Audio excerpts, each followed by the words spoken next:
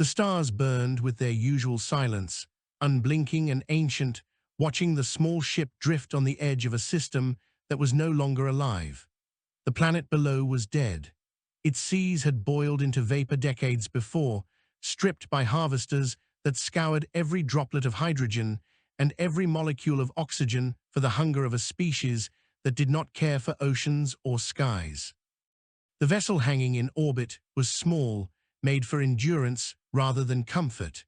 Its hull bore scratches from weapons fire, the faded emblem of the Earthborn Confederation scarred almost beyond recognition.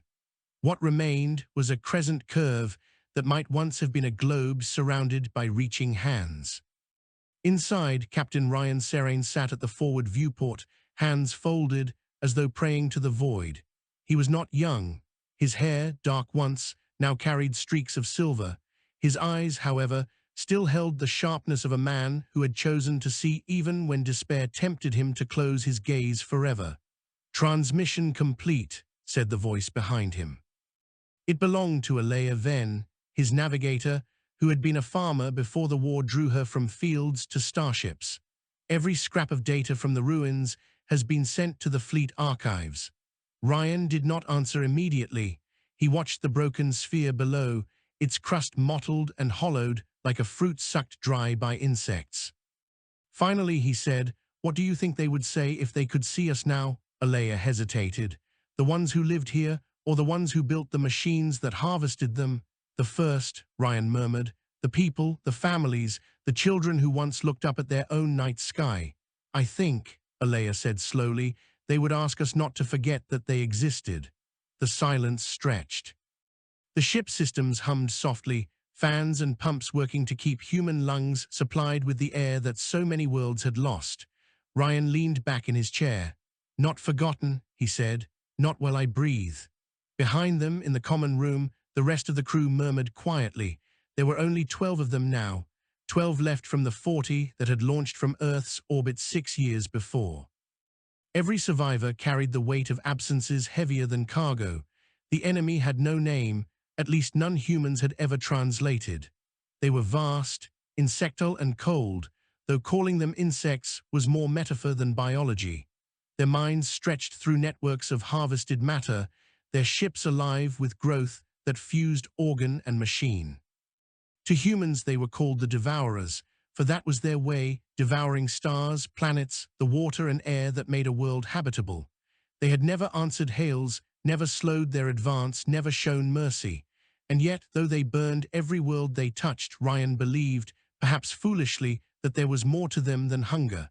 "Captain," said Alea again, softer, "we should leave. The fleet needs the data. We cannot linger in graveyards."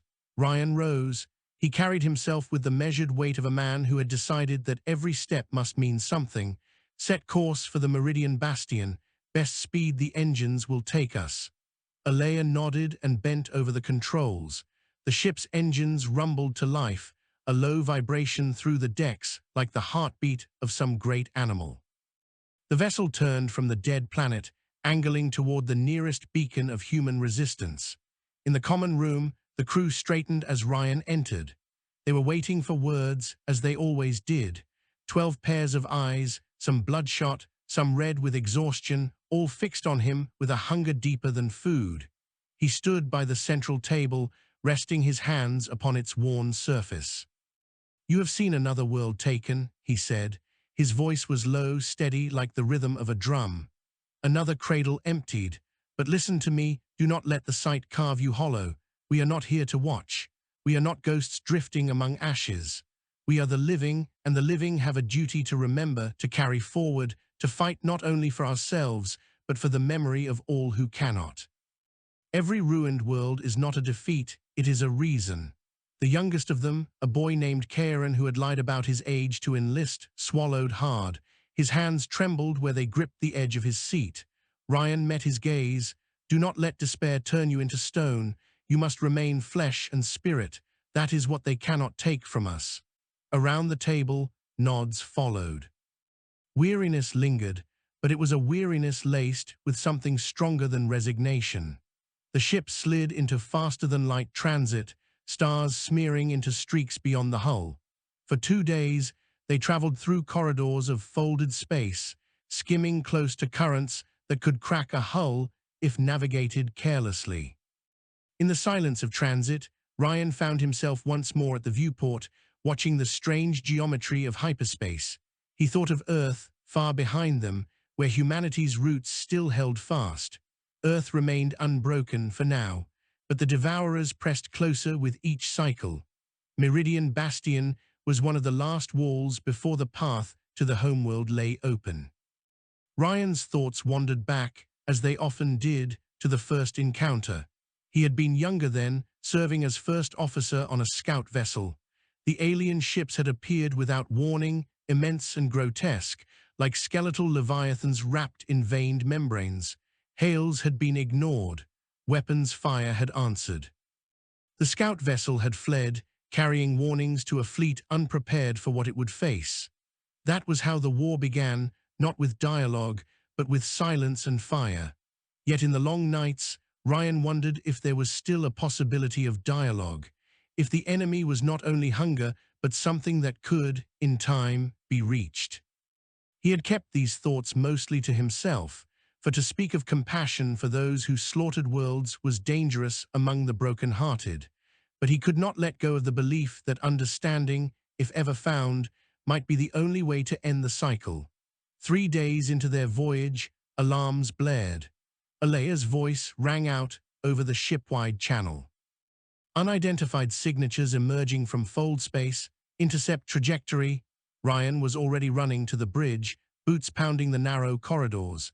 He burst through the hatch as the viewport lit with twisting shadows. From rifts in the strange geometry, shapes unfolded, elongated hulls of bone white, draped in membranes that fluttered without wind. Devourer ships, 3 of them converging. "Bring us about," Ryan snapped. Evasion pattern 9, engines roared. The ship twisted hard, shuddering as it dodged the first blast of energy. The alien weapon was not like human beams. It was a stream of raw, disassembling force, a cascade of particles that ate hull and metal as acid eats flesh. One glance at the tactical display told Ryan all he needed. They could not win a fight here. Their weapons were too few, their shields too thin, but retreat was not simple. The rifts had opened behind them, cutting the straight path back into fold space. "Options?" Ryan demanded. Alea's hands flew across her controls. "If we push the engines beyond safety, we can dive into the gravity well of that dwarf star. We might sling around and break their formation." "Might," Ryan repeated. He looked at her do it. The ship lurched, engines howling under the strain. Warning lights flared across the panels as heat spiked, coolant systems straining. The Devourer vessels gave chase.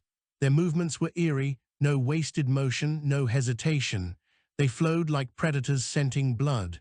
The dwarf star swelled ahead, its pale light flickering through the viewport. The ship dove closer, so near that the hull trembled with the pull. Plasma storms erupted across the star's surface, lashing space with radiation. "Trajectory locked," Alea said through gritted teeth. The human vessel swung around the star in a desperate arc. The nearest Devourer ship followed, but too tightly. The gravity well caught it, dragging it downward. Its hull twisted, membranes shriveling, until the whole ship plunged into the burning surface. For the first time, Ryan saw one of them die not by human hand, but by the indifference of nature itself. The other 2 hesitated just enough. The human vessel leapt back into fold space, tearing free from pursuit. Only when the view steadied again did Ryan realize his hands were bleeding, nails dug into his palms. "Damage report," he ordered. "Shields gone," came the reply from Karen, manning the engineering console. "Hull breaches sealed by bulkheads, engines holding, but they will not take another stunt like that." Ryan exhaled.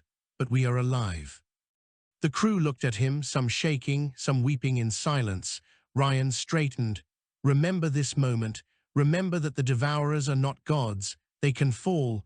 They can burn. Do not forget what you saw." The words steadied them.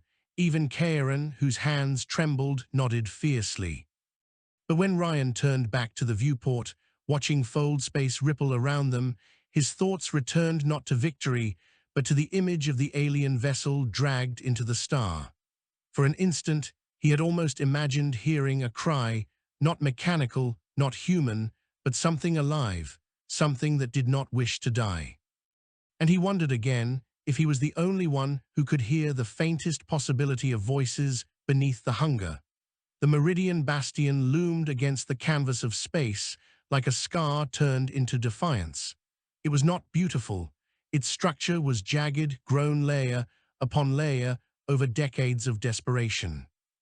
Where once it had been a simple orbital fortress guarding a trade nexus, it had swollen into something vast, a chain of citadels linked by armored corridors, bristling with cannons that glowed faint blue with stored energy. Around it, the last remnants of a fleet held station, some ships gleaming and new, others half-ruined but stubbornly repaired, scars visible where armor had been patched with whatever metal could be scavenged. When Ryan's ship emerged from fold space on the edge of the defense perimeter, alarms instantly flared. A voice crackled through the comms, "Unidentified vessel, hold position." "State name and origin." "This is Captain Rian Serane," he said, his voice calm despite the ache in his chest. "Commanding the vessel Hope's Lantern, Confederation Registry 46 Sathalan, transmitting recognition codes now." There was a pause, then a softer reply. "Recognition received. Welcome home, Lantern. Approach Corridor 57, Docking Bay 12. Home." The word caught in Ryan's throat. Meridian was no true home. It was a fortress, a wall of steel and lives thrown up against extinction. Yet for those who had survived, any place where human voices still answered was home enough. As the vessel eased into approach, the crew gathered at the forward viewport. Some had never seen the Bastion before. Their eyes widened at the sight of ships, so numerous they filled the black like constellations. Others wept quietly at the thought of friendly gravity under their boots. Karen leaned forward against the glass, his breath fogging it. "It's alive," he whispered. "After all this time, I thought it would be dust." "Alive," Ryan agreed. "And because it is, so are we." Docking clamps shuddered into place, locking their battered ship into the embrace of the Bastion. As the hatches cycled open, the scent of recycled air flooded in, not fresh by any measure, but thick with the breath of thousands. It was the smell of humanity enduring. Soldiers met them at the hatch, armed but weary, their uniforms stained with oil and sweat. The commanding officer, a woman with a scar running from brow to chin, offered Ryan a sharp salute. "You made it through," she said. "Most do not these days." Ryan returned the salute. "We carry data from the Urilan system, another world fallen." Her eyes darkened, but she only nodded. "You'll want to bring that straight to command. Come with me." The crew dispersed into the docking bay, greeted by medics and quartermasters who whisked them toward food and rest. Ryan followed the officer through long corridors where voices echoed in dozens of languages. Humanity's last fortress was not made of one nation or culture, but all that remained, fragments of Earth's great diversity jammed together by necessity. Everywhere, children clung to parents, soldiers leaned against walls in exhaustion, engineers crawled inside conduits with tools clutched in shaking hands.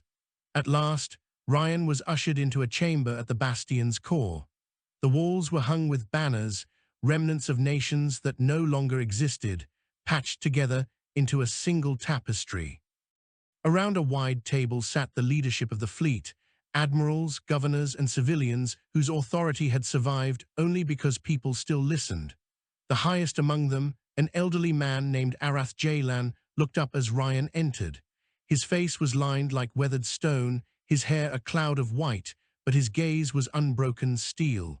"Captain Serane," he said, "you bring us more news of loss." Ryan bowed his head. "The Urilan system is gone, no survivors. We mapped the extent of the devastation and recorded the patterns of harvest. The enemy has perfected their extraction. What once took years now takes months." A murmur of grief circled the table. One governor lowered her face into her hands. Arath gestured. "Place your records here." Ryan slid the data drive into the console. Holograms bloomed in the air, The dead planet, its surface hollowed, its oceans erased. Red lines marked the enemy's progression toward the bastion. Their pace accelerates, Rian said. At this trajectory, they reached the Meridian system in less than 5 years. And then, no one needed him to finish. And then Earth itself would lie bare. For a long moment, silence reigned. Only the hum of the projectors filled the chamber. Finally, Arath spoke. We hold here until the stars themselves go dark. That is our oath. The table thudded with fists, weary but resolute, yet Rian hesitated. He felt the weight of his unspoken thoughts pressing against his chest. He glanced around the table at faces carved from stone, then said, "There may be another way." Eyes turned toward him, some sharp with curiosity, others narrowed in suspicion. Arath's brow furrowed. "Explain." Rian drew a slow breath. "I have fought the Devourers for 6 years. I have seen their ships burn, seen their weapons scour worlds, and yet in all this I cannot believe they are mindless. Their actions are patterned. Their strategies are deliberate. There is will behind the hunger. And if there is will, there must be a way to reach it." A ripple of murmurs spread. One admiral barked a bitter laugh. "You speak of parley with monsters who have never spoken a word. We have hailed them 1,000 times, and they have answered with fire." Rian met his glare without flinching.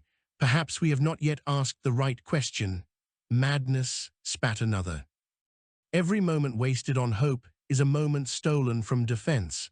But Arath did not dismiss him so quickly. The old leader studied him, eyes deep as a night sky. "You believe compassion can win a war of extinction?"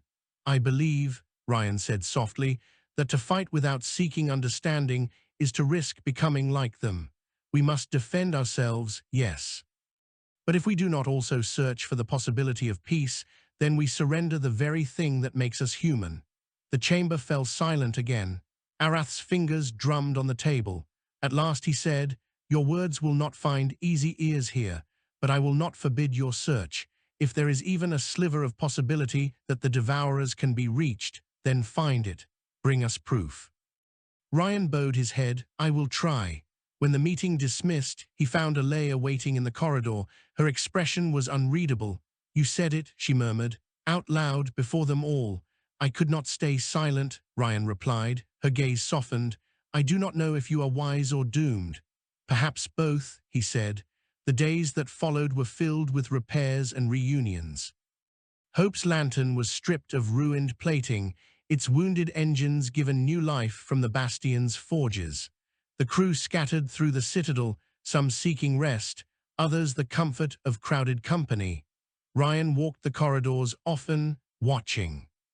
He saw children drawing pictures of Earth's forests on scraps of cloth, elders teaching songs from languages nearly lost, soldiers laughing too loudly in mess halls to keep despair at bay. Humanity was wounded, yes, but in their endurance he saw beauty sharper than any blade. On the 4th day, he stood again in the command chamber. Arath summoned him, along with several others, to witness a new arrival. Through the viewport, a captured vessel drifted into the bastion's docks. A devourer ship, smaller than the leviathans that scoured worlds, but no less alien, its hull of bone-like ridges, its membranes tattered from battle. Human ships escorted it with weapons primed. "We caught it crippled after an ambush," Arath explained. "Its larger kin abandoned it to our fire. We took it intact."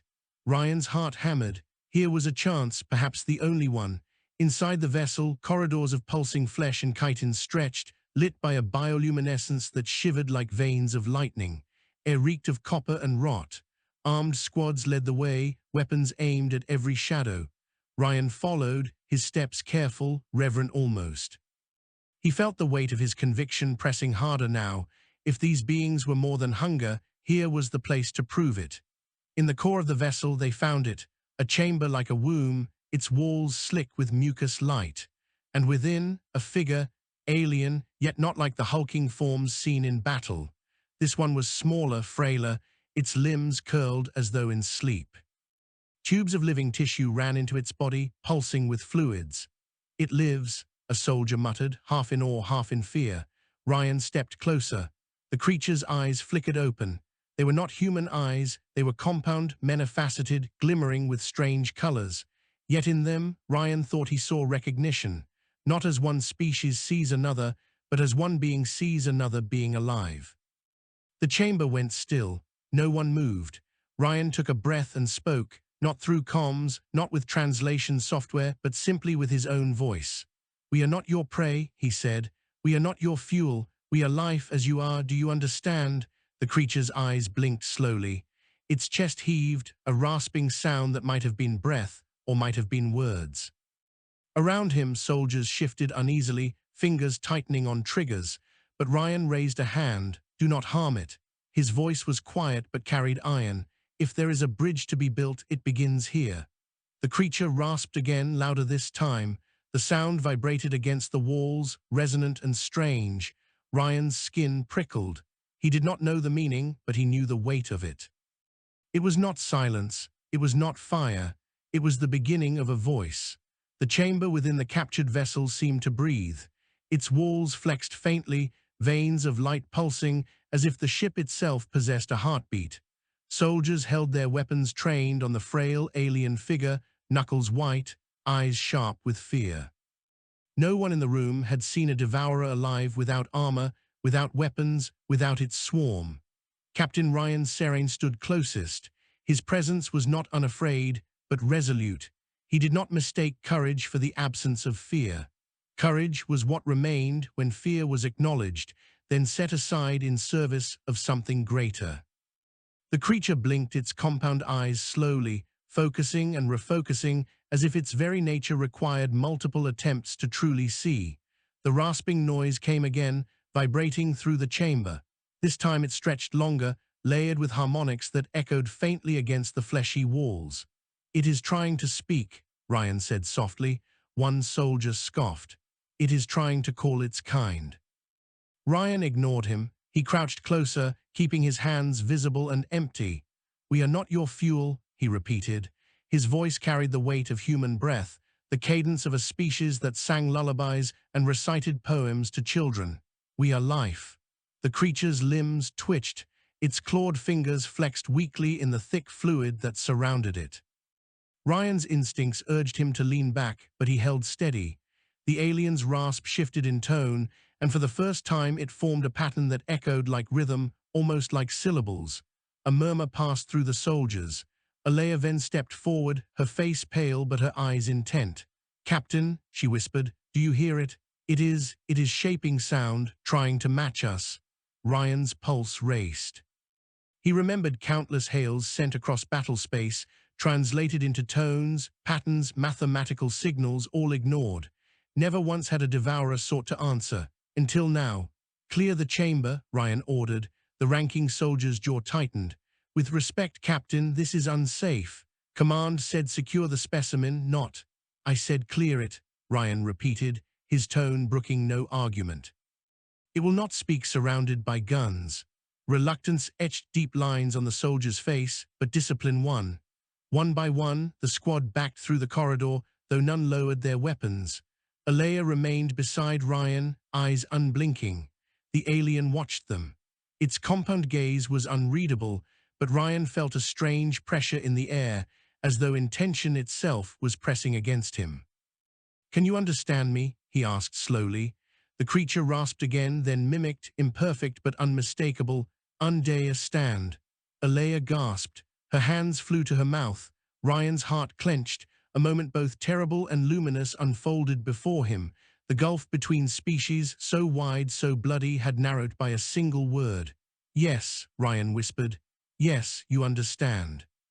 The alien shuddered, its limbs spasming as if every attempt at sound cost it agony. It rasped again, fragmented syllables spilling into the chamber. "Hunger, command, survival." Rian leaned closer. "You kill because you must survive." The alien's eyes shifted color faintly, iridescence rippling like oil on water. "Survive," it croaked. Alea gripped Ryan's arm. This changes everything." If command hears this, Rian knew what command would do. At best, they would cage the creature, demanding answers at the barrel of a gun. At worst, they would silence it, fearing deception. And perhaps it was deception. Perhaps this was nothing more than a mimicry designed to stall, to sow confusion. But in Ryan's bones, he felt something truer. He had lived through years of slaughter. He knew the voice of hatred, of emptiness. This was not that voice. "Alea," he said quietly, "seal this chamber. No one enters without my order." Her eyes widened. "Captain, do it," Ryan pressed. "If the Bastion devours this chance in its fear, we may never have another." She hesitated, then nodded, fingers flying across her console. The door sealed with a hiss. Ryan turned back to the alien. "We will listen," he said. "We will try." The creature's breath rattled. "Try," it repeated. For hours, Ryan and Alea remained, offering words slowly, patiently, like parents teaching a child. The alien struggled, often falling silent for long stretches, then repeating fragments. Patterns emerged, references to hunger, to command, to survival stretched across countless voices. Ryan gleaned the edges of something terrifying. The Devourers were not individuals as humans understood them. They were a collective, a networked will stretched across the stars. This being was a node, severed by battle, no longer immersed in the flood of shared thought, and in its isolation, it had begun to become singular. By the time exhaustion drove them back to the Bastion's corridors, Ryan felt as if he had glimpsed a door barely ajar, light spilling through. But outside the chamber, the fortress pulsed with rumor. Soldiers spoke of whispers, of a captured monster speaking human words. Some scoffed, others spat in disgust, but many were afraid. Fear was a tinderbox, and fear had burned before. Ryan was summoned again before Arath Jaylan. The old leader's gaze was heavy with both hope and caution. "My captains tell me the creature speaks," Arath said. "Is it true?" Ryan nodded. "Not fluently, not with clarity, but yes, it understands and it answers." A susurration passed among the gathered leaders. Some leaned forward in excitement, others crossed their arms, eyes hard. "And what does it say?" Arath pressed. "That it kills to survive," Ryan said simply. A bitter laugh rang out from an admiral. "So does a plague. Do you suggest we treat with pestilence?" Ryan's jaw tightened. "A plague does not speak. A plague does not learn our words. This is not mindless hunger. It is will, and will can be reasoned with. Or manipulated," another countered. "Do you not see the danger? This is how it begins, soft words, false promises, until we lay down our arms, then they strike." "Perhaps," Ryan admitted, "but if we refuse even to try, then what separates us from them?" The chamber erupted in voices. Arguments clashed, philosophies sparking like blades. Arath raised his hand and the storm quieted. "Enough," he said. His voice carried the gravity of a man who had seen civilizations fall. "Captain Serane, you may continue your experiment, but hear me. If I suspect you have endangered the Bastion, I will end it. No hesitation." Ryan bowed. Understood. Days became weeks. Ryan and Alea returned to the alien again and again. They brought food, though its sustenance proved more chemical than flesh, and warmth, though the creature seemed less reliant on temperature than on constant resonance from the walls of its ship. They taught words, and in turn, it revealed fragments of its truth. It spoke of the swarm, not as a nation, not even as a species, but as a unity of will. Countless nodes, countless voices merged into one purpose. Individuality was weakness. Singularity was exile. To be cut off, as it was now, was worse than death. And yet, cut off, it began to shape words of its own. It rasped one evening, the syllable trembling. Ryan froze. Alea dropped her stylus. "Say again," Ryan whispered. The alien repeated, stronger this time. It was a moment sacred, as fire stolen from the gods. A being bred only for collective will had spoken as one, but word of the aliens' growth spread despite their caution. Whispers reached the mess halls, the training decks, the crowded quarters where families huddled. Fear grew sharper. Soldiers spat curses at Ryan in corridors. Some called him traitor, whispering that he sought to bring ruin upon them all. The breaking point came when Kieran, the boy who had looked at the Bastion with awe, burst into Ryan's quarters one night. His face was pale, his eyes wild. "They're going to kill it," he gasped. "A squad, angry, drunk. They say it should be burned before it whispers poison into our ears." Ryan felt a cold fury ignite in his chest. He seized his coat and stormed into the corridors, Alea close behind. They reached the captured vessel just as the squad forced its way through the outer hatch, torches in hand, weapons slung. Their leader snarled at Ryan's approach. "Stand aside, Captain. We end this here." Ryan's voice cut like steel. "Lower your weapons." "You protect a monster," the man spat. "How many worlds has it drained? How many children burned while it watched? And you feed it, teach it, clothe it in words." Ryan stepped forward until their faces nearly touched. "I protect the possibility that we are not doomed to endless slaughter. I protect the chance that one day our children may live without seeing the sky torn apart. If you kill that chance here, you will damn us all." The soldier's eyes burned with rage, but also with grief, deep as the grave.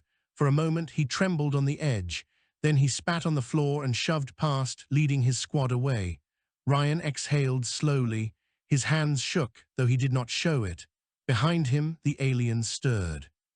Its voice rasped through the chamber, softer than before, but clear. "Choose hope." Ryan closed his eyes. The words were fragile, uncertain, but they were words. And in them, he heard the echo of something that had never existed before: compassion, born within the heart of the enemy. It was enough to make him believe that perhaps the war for survival was not only against extinction, but against despair. And that perhaps, in the end, compassion itself would be the sharpest blade humanity could wield. The Meridian Bastion had weathered raids before, probing strikes meant to test its walls, but never had it faced the storm that came now. It began with silence, the kind that settled on the senses like frost. Then came the distortions, rifts opening in fold space beyond the perimeter. Ships unfolded from the void like monstrous petals, each one vast, each one bristling with membranes that glowed faintly with stolen energy. Hundreds of them, more than any human fleet had yet endured. Alarms screamed across the bastion. Red light bathed corridors as families were herded into shelters, soldiers sprinted to their stations, and ships scrambled into defensive formations. The fortress trembled with the readiness of a people who had known this day must come. Captain Rian Serane stood at the viewport of his repaired vessel, Hope's Lantern, watching the enemy arrive. His crew scrambled around him, checking systems, loading weapons, sealing bulkheads. Alea's hands danced over controls, her voice calm but taut as a bowstring. "They're massing on Vector 17. If they cut through that flank, they'll pierce straight to the core." Ryan nodded, his voice carried to the crew without hesitation.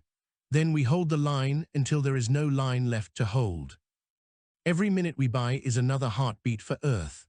The ship surged into formation with others, weaving among allies who bore names that spoke of longing: Dawn's Mercy, the Last Garden, Children of the Tides. Vessels scarred but proud, their crews unwilling to surrender. The Devourer fleet advanced with chilling precision.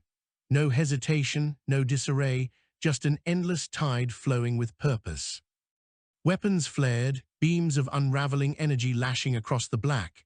Human shields shuddered and flared. Return fire tore into alien hulls, ripping membranes, burning bone-like ridges. Some enemy ships fell, but more came on, relentless. The bastion itself joined the chorus. Its cannons lit the dark with searing blue, tearing holes in the enemy ranks. Whole sections of the fortress shifted, walls parting to reveal hidden launch bays disgorging drones and fighters. The void became a storm of fire. In the heart of the captured alien vessel, the frail being stirred. Alone in its chamber, it felt the resonance of its kind filling space. Its compound eyes flickered, its limbs twitched as if yearning to rejoin the chorus of will. Yet it remained cut off, a singularity within the swarm. When Ryan entered, fresh from battle's first exchange, the alien rasped one word: "Many." "Yes," Ryan said grimly, "they have come for us." The alien's gaze locked on his. "End, perhaps," Ryan answered, his voice softened. "Unless you help us find another path." The alien shivered, its voice breaking into harmonics. "Hunger, command, survival, no choice." Ryan crouched before it. "You have a choice. You spoke of you chose hope. If you carry that, then so can others." The chamber shook as the fortress shuddered under impact. Dust fell from the ceiling. Distantly, alarms wailed. The alien flinched. For the first time, Rian thought he saw fear in those compound eyes. "Listen to me," Rian pressed. "If you do not help us now, everything will die. Not just us, you, your kin. Even hunger cannot feed forever. If there is no one left to consume, what then?" The alien's rasp was ragged. "Silence, death. Then help us change it," Rian said fiercely. "Speak to them, show them another way." The alien shook, torn between instincts. Its voice fractured into multiple tones, almost as if others spoke through it, faint echoes of the swarm. But then, with a clarity that made Ryan's breath catch, it croaked, "I try." Alea burst into the chamber. Her face was pale, her hair damp with sweat. "Captain, command requests immediate reinforcement at Sector 9. They're breaching the outer line." Rian nodded, then turned back to the alien.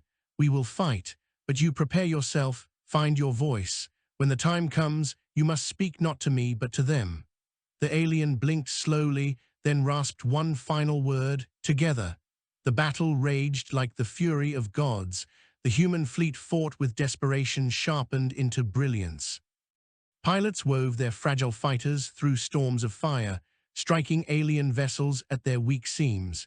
Engineers rerouted power from failing systems with hands that bled over consoles. Commanders gave orders through smoke-filled bridges, their voices steady even as hulls cracked around them. Ryan's ship carved through the melee, its weapons blazing. Twice they saved allies from certain destruction, once by intercepting a beam meant for the frigate Bright Memory, another time by sacrificing half their ammunition to shatter a massive alien vessel before it could breach the line. But the cost was staggering. Ship after ship winked out, their names lost in fire. Soldiers screamed final oaths into comms before static swallowed them. Still the bastion held. In its central command, Arath Jaylan stood like a statue carved from endurance. "Hold formation," he ordered calmly, though his eyes burned with exhaustion. "Do not yield the core." But in his heart he knew the fortress could not withstand such numbers forever. Deep in the alien vessel, the isolated being trembled. The resonance of its kin filled its mind faintly, a pull toward unity so strong it nearly broke its fragile singularity. Its instincts screamed to rejoin, to dissolve back into the swarm. But a memory held it still, words spoken by a human voice, soft yet resolute, "Choose hope." And so, trembling, it reached outward not to surrender but to call. Not command, not hunger, something different. A signal fractured but distinct, a voice of one. On the battlefield, a ripple passed through the swarm. For a fraction of a second, ships faltered. Their formations stuttered, weapons firing a heartbeat late. Human commanders seized the opening, driving volleys into exposed flanks. Alien vessels burned, their membranes shriveling. On Hope's lantern, Alea stared at her console in shock. "Captain, it's broadcasting from the captured ship. Some kind of interference. They're hesitating." Ryan's heart pounded. He rushed to the alien's chamber. The being convulsed, light shimmering faintly across its compound eyes. Its rasping voice echoed with harmonics louder than before, shaking the walls. "Listen," it croaked. I, the word reverberated like thunder. Across the enemy fleet, confusion rippled. Ships turned awkwardly, colliding with one another, their unity fraying for the first time in living memory. On the Bastion's command deck, Arath leaned forward, eyes narrowing. "What is happening?" Ryan's voice came over comms, urgent but steady. "The creature is speaking to them. It is teaching them to be singular, to choose." Arath's jaw tightened. If it works," Ryan cut in, "we may not need to win by annihilation. We may show them another way." The battle dragged on. The Devourer fleet still pressed, still tore into human ships with devastating power. But the hesitation spread like cracks in glass. Some vessels slowed their advance, drifting as if uncertain. Others fired erratically, missing their marks. And in those moments, humanity endured. But not all within the Bastion celebrated. Many feared betrayal. Soldiers whispered that the aliens' influence was a trap, that it would turn the fleet against itself. Some clamored to kill it at once, to end the dangerous experiment. Ryan stood before them, voice like a blade. If we silence this voice now, we choose extinction by our own hand. You may call me fool, you may call me traitor, but if you cannot bear to risk compassion, then you have already surrendered to despair."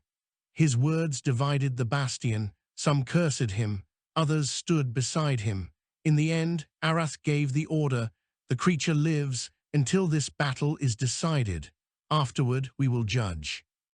And so, for the first time, humanity and the swarm fought not as mindless enemies, but with the faintest thread of dialogue trembling between them.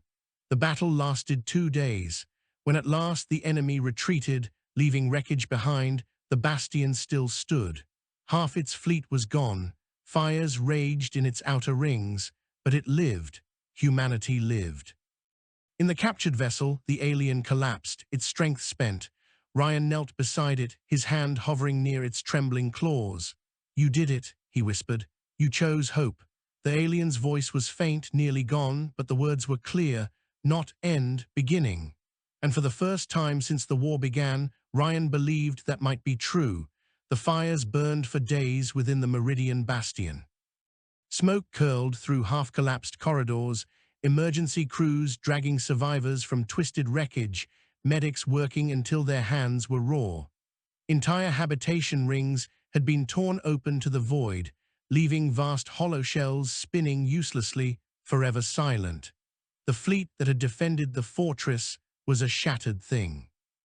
Of the 200 ships that had stood against the swarm, fewer than 80 limped home. Hulls were patched with scavenged plating, reactors burned dangerously close to collapse, and half the surviving crews were too exhausted to speak. Yet still, the bastion lived. Humanity endured. Captain Rian Serane stood amid the rubble of a ruined docking bay, watching families embrace amid the devastation. A girl no older than 8 clung to her father, both of them streaked with soot and tears. A wounded soldier, bandaged from chest to shoulder, knelt to give her the ration bar he had saved for himself. Everywhere Rian looked, pain and loss mingled with small acts of kindness. This, he thought, was what it meant to be human, to choose compassion even when surrounded by ruin. He turned to Alea, who stood at his side with her hands still wrapped in burned cloths. Her eyes were ringed with shadows, yet she stood unbowed. "They survived," she said softly. "We all survived." Rian nodded, though a hollow weight lingered in his chest. "At a cost beyond reckoning, but yes, we live." Behind them, guards approached, escorting the alien prisoner. It stumbled on weakened limbs, its chitinous body marked with fissures from the strain of what it had done. The soldiers surrounding it kept weapons raised, their faces twisted with distrust. "Many call for its death," Alea whispered. "I know," Rian answered, "but if it dies now, then everything it risked is wasted, and we are no better than those who devour without thought." The alien's compound eyes flickered as it swayed on its feet. Its voice rasped faintly. "I hear anger, fear." "You hear correctly," Rian said. His gaze swept the ruins. "They see your kind as monsters because they have only ever known you that way. You must show them otherwise." The alien shuddered, hard voice weak. "Then I will lend you mine," Rian replied. Council was convened in the central chamber of the bastion, where remnants of leadership gathered. The hall was cracked, its vaulted ceiling scorched from bombardment, yet it remained a place of judgment. Soldiers, civilians, commanders, engineers, those who had survived came together, demanding answers. At the center stood the alien, bound in chains of magnetized alloy, its head bowed. Beside it stood Rian, shoulders squared, eyes fierce. A voice rose from the assembly. "Why is it alive? How many thousands did its kind slaughter?" Another, "We should tear it apart, feed its carcass to the void as a warning." Others murmured agreement, anger swelling like a storm. Arath Jalan raised his hand, silencing the uproar. The commander looked older than he had days before, his skin drawn tight, his eyes sunken. Yet his voice held steel. "It lives because it gave us what no weapon could. The fleet faltered because of its interference. Without it, we would all be dead." Murmurs rippled again, some in anger, some in reluctant acknowledgement. Rian stepped forward, his voice carrying across the hall. "This being chose. Do you hear me? It chose. Against the hunger of its kind, against instincts carved into its very flesh, it chose to help us. If that does not matter, then what does? If we kill it now, we kill the possibility that choice exists in all of them. A man in tattered officer's garb spat on the floor. They are not like us. They cannot change. Rian turned his gaze on him. Once our ancestors said the same about one another. Different skin, different tongue, different banners, and they butchered each other because they believed peace was impossible. Yet here we stand, united. Why should these beings be different? The officer sneered. Because they do not think, they consume. The alien raised its head. Its voice rasped through the chamber, halting, broken, yet clear enough to chill the air. Not all, I chose, hunger screams, still I chose. The words fell like stones into water, rippling through the gathered crowd. Some faces softened in surprise, others hardened in disbelief. Rian seized the moment. This is the seed of change. It may die in soil that refuses it. Or it may grow into something that ends this war. The choice now is ours. Silence held the chamber for long moments. At last, Arath spoke. This creature will not be executed. It will remain under guard. But until we know whether its voice can reach others, no final judgment will be passed. The assembly erupted in argument, some shouting approval, others condemnation. But the decision was made. As the alien was led away, it glanced back at Rian. Its eyes glimmered faintly, as if lit by something new. In the weeks that followed, the bastion rebuilt as best it could. Wrecked ships were dismantled for parts, corridors sealed with patchwork plating, rations stretched to cover mouths that grew thinner each day, yet there was life. Children laughed again in sheltered halls. Engineers sang work songs as they welded. Gardens were replanted, fragile shoots pushing through hydroponic soil. The alien remained in isolation, but not untouched. Rian visited often, speaking with it through the glass of its cell.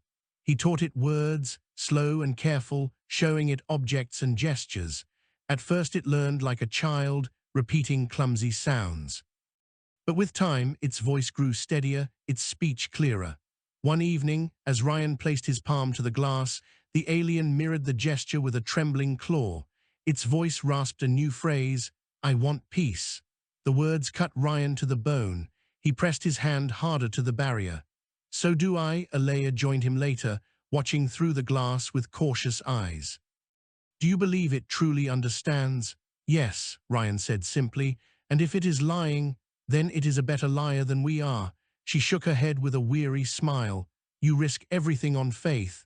Faith, he replied softly, is the only weapon left that might save us. But faith alone could not silence doubt.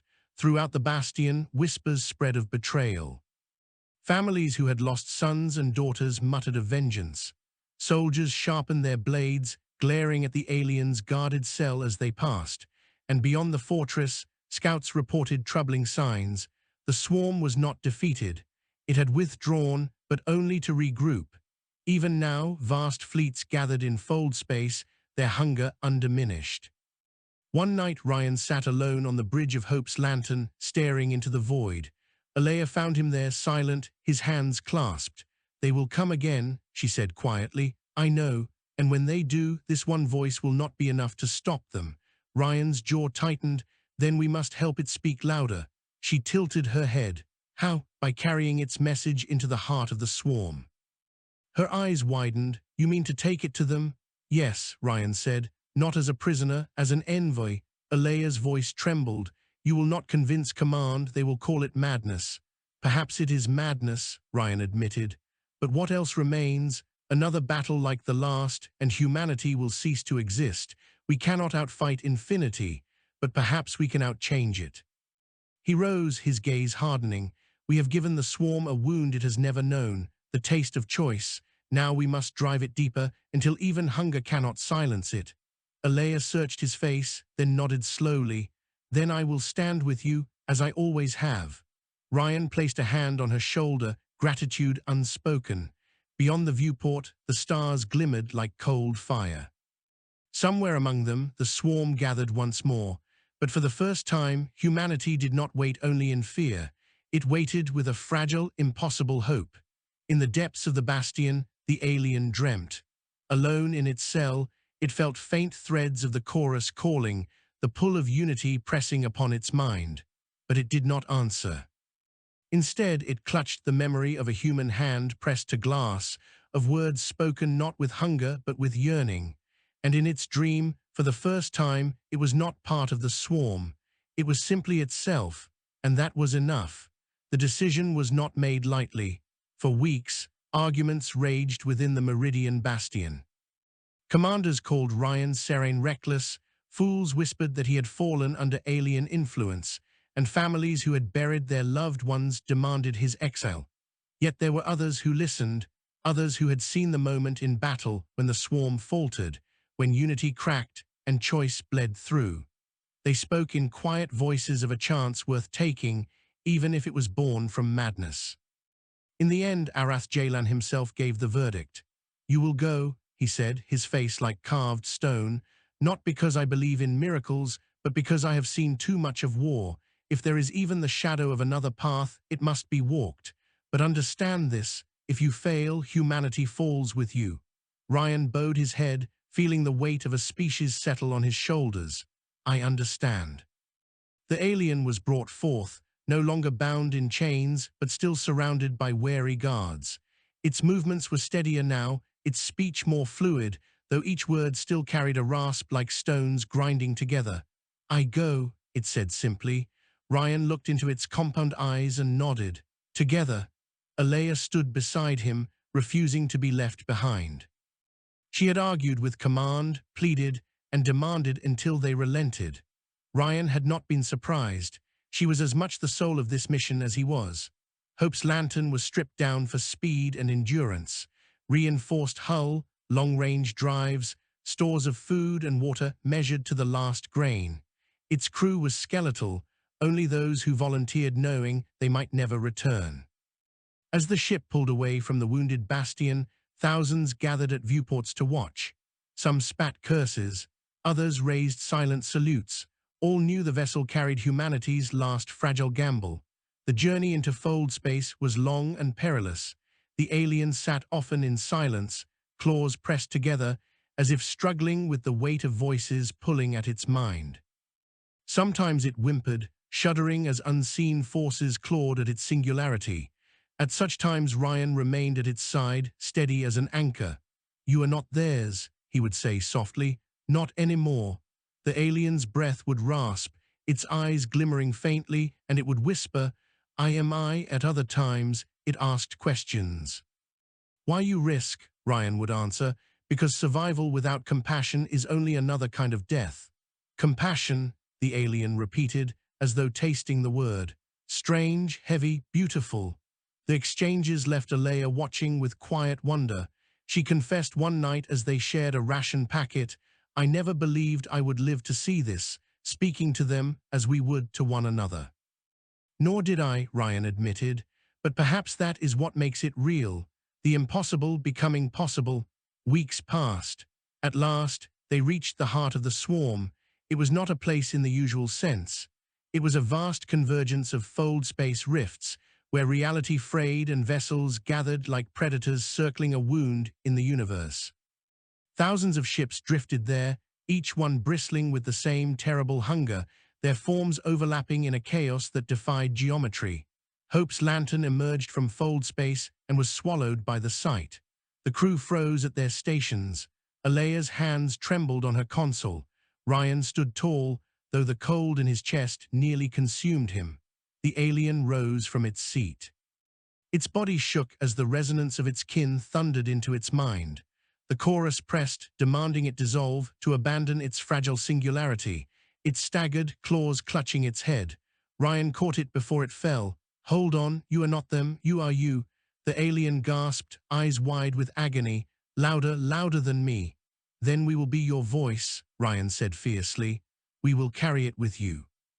He led it to the central array, where amplifiers had been modified to broadcast not only human signals, but whatever frequencies the alien could project. Together, they stood before the console. The alien closed its eyes, its claws extended. It began to speak. "I am I choice, voice, not hunger, not command. We can be more."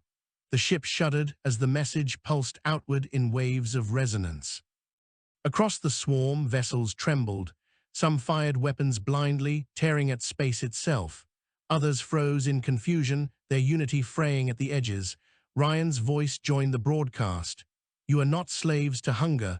You are not bound to command. You can choose. You can choose peace. You can choose compassion.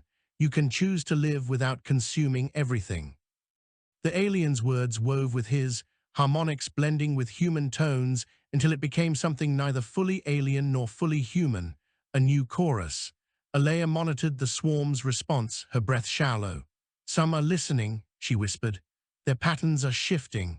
On the view screens, human eyes beheld the unthinkable, ships turning away from formation, drifting free.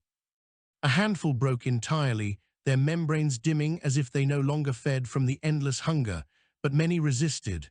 The bulk of the swarm surged forward, fury ignited by the intrusion.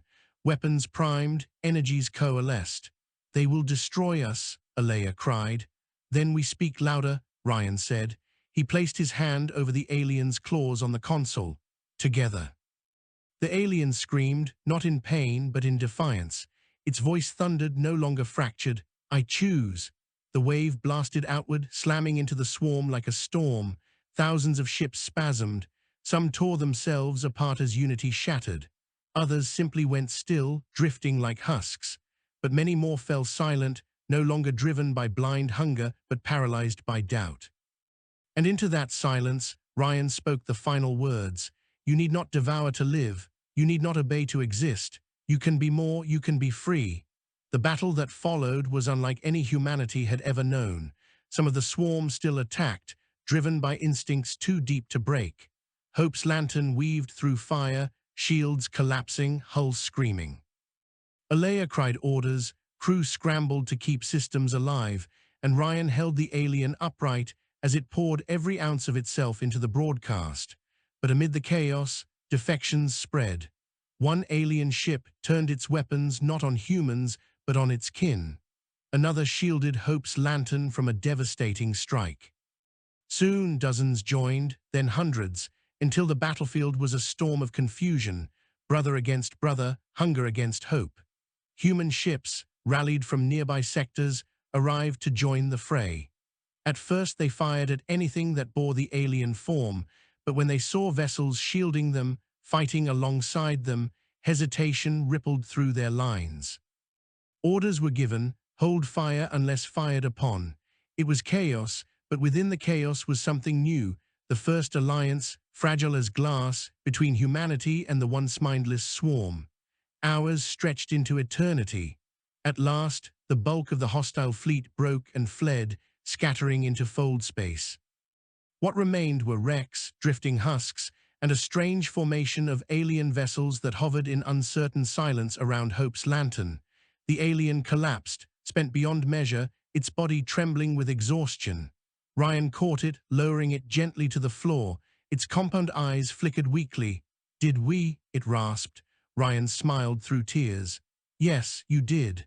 Alea's voice was hushed with awe. "They are not attacking, they are waiting." On the view screen, alien vessels hovered as though awaiting guidance, no longer a chorus but a gathering of individuals. For the first time, humanity saw them not as a single faceless enemy, but as countless beings, each with their own possibility. When Hope's lantern returned to the bastion, it brought not only survivors, but emissaries. Alien ships followed at a cautious distance, their membranes dim, their weapons silent. The sight struck terror into many, but also wonder. The council assembled once more, staring in disbelief as Rian stood beside the alien envoy. "They chose," Rian said simply. "Not all, not yet, but enough. The war is no longer endless. It can end if we let it." There was silence, thick and trembling. At last Arath Jalan rose, his voice low but resolute. "Then let it end. Let humanity be remembered not for its extinction, but for its compassion." Years would pass before true peace was forged. Battles still raged, mistrust still burned, and countless lives were lost. Yet the tide had turned. Where once there was only annihilation, now there was dialogue. Where once there was hunger without thought, now there was choice. And at the heart of it all stood a story, retold 1,000 times, of a ship called Hope's Lantern, of a captain who chose compassion over vengeance, and of an alien who dared to say the words "I choose." In time, humanity would walk among the stars not as prey or predator, but as something greater: teachers, partners, dreamers. And the swarm, too, would learn to become more than hunger. It did not happen swiftly nor easily, but it began here, with a single voice carried into the void, and the unyielding belief that even in the darkest night, there can be light. Rian Serane, older and scarred, would one day stand with Alea on a world reborn from ash, watching children of two species play together beneath an alien sky. He would smile, weary but proud. "Compassion," he would whisper, remembering, "strange, heavy, beautiful." And beside him, the alien, no longer prisoner, no longer alone, would answer in a voice that was its own. Yes, the war for survival had become something else entirely. It had become the dawn of a shared future.